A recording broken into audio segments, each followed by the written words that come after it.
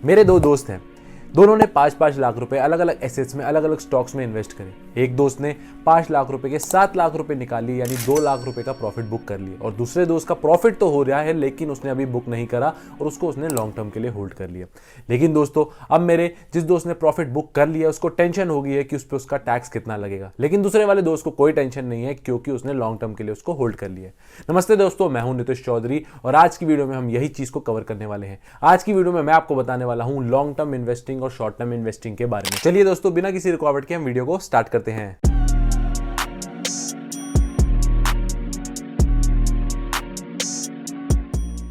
तो हम बात करते हैं लॉन्ग टर्म इन्वेस्टिंग के बारे में, जिसका मतलब होता है कि आपको अपने एसेट्स को होल्ड करना पड़ेगा for an extended period, typically years और डिकेड्स।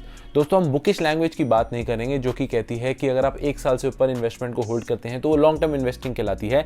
दोस्तों, अगर आपको अपनी इन्वेस्टमेंट पे ग्रोथ अच्छी खासी चाहिए तो you have to hold it for years. साथ ही साथ लॉन्ग टर्म इन्वेस्टर्स जो हैं वो फोकस करते हैं फंडामेंटल एनालिसिस पे, considering factors such as companies financial health, management quality, industry trend और साथ ही साथ इकोनॉमिक कंडीशन। दोस्तों, लॉन्ग टर्म इन्वेस्टर्स जो होते हैं वो एम करते हैं अंडर वैल्यूड एसेट्स पे, जो कि जिनमें जो है वो स्ट्रॉन्ग ग्रोथ ऑफ पोटेंशियल होती है। दोस्तों, मैं आपको बता देता हूं कि लॉन्ग टर्म इन्वेस्टिंग कौन सी होती है। Stock, bonds, real estate, FDs और ऐसी कई सारे ऑप्शंस आपको मिल जाते हैं। तो अब हम जान लेते हैं key benefits of long term investing. और सबसे पहले हम बात करने वाले हैं कंपाउंडिंग ग्रोथ की। दोस्तों, अगर आपको अपने इन्वेस्टमेंट को ग्रो करना है तो आपको कंपाउंडिंग ग्रोथ का फ़ायदा ज़रूर उठाना चाहिए। और अगर आप कंपाउंडिंग ग्रोथ का फ़ायदा उठा रहे हैं तो आपको ये चीज़ पता होगी कि डिविडेंड और इंटरेस्ट जो ओवर टाइम आपको मिलता है वो एक बहुत बड़ी एडवांटेज होती है। लेट्स सपोज आपने एफडी में या फिर पीपीएफ में 1 साल में 1 लाख रुपए डाले, अगले साल आपको उस पर जो इंटरेस्ट मिलेगा 1 लाख पे मिलेगा।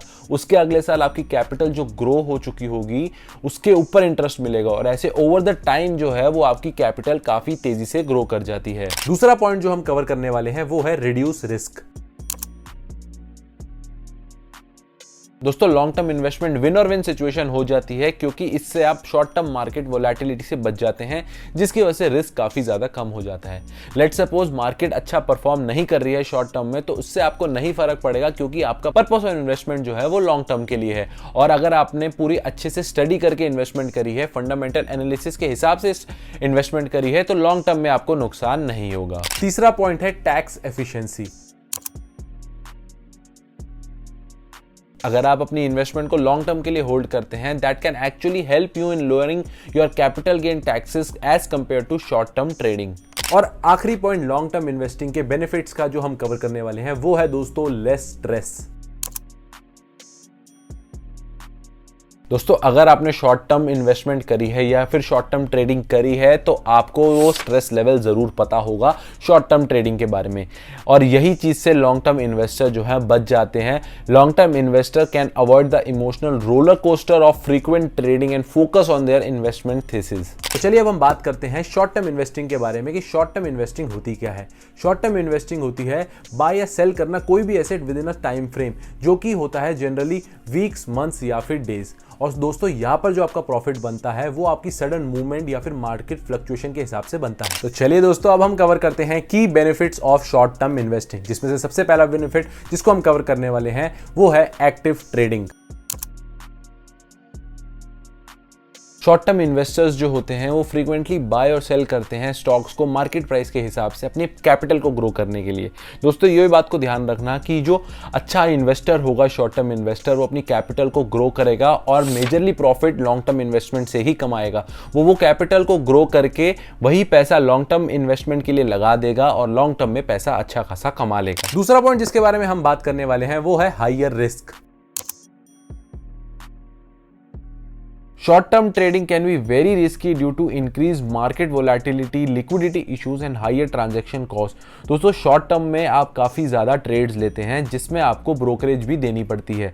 हर ट्रेड पे आपको ब्रोकरेज देनी पड़ती है, चाहे वो आपका प्रॉफिट हो या फिर लॉस हो। इसमें आप कमाए या ना कमाए, आपका ब्रोकर तो ज़रूर कमा ही लेगा। तीसरा पॉइंट है emotional impact. Short-term investors are trapped to take emotional decisions such as fear and greed, which can lead to impulsive trading। और फोर्थ पॉइंट है potential for higher returns। दोस्तों इसमें हाई रिटर्न्स का काफ़ी ज़्यादा पोटेंशियल रहता है, क्योंकि आप इसमें अच्छे खासे रिटर्न्स कमा सकते हैं। ऑन एन एवरेज आप मंथली 20 से 30% का रिटर्न कमा सकते हैं अगर आप ढंग से ट्रेडिंग कर रहे हैं तो। दोस्तों शॉर्ट टर्म इन्वेस्टिंग या long term investing totally depend करेगा आपके फाइनेंशियल गोल पे और आपकी रिस्क टेकिंग कैपेबिलिटीज पे। दोस्तों मैं उम्मीद करूंगा ये वीडियो आपके जरूर काम आई होगी। अगर आपको वीडियो पसंद आई तो वीडियो को लाइक जरूर कर देना और मेरे चैनल को सब्सक्राइब करना मत भूलना। मिलते हैं दोस्तों एक नई वीडियो में एक नए टॉपिक के साथ, तब तक के लिए दोस्तों अलविदा।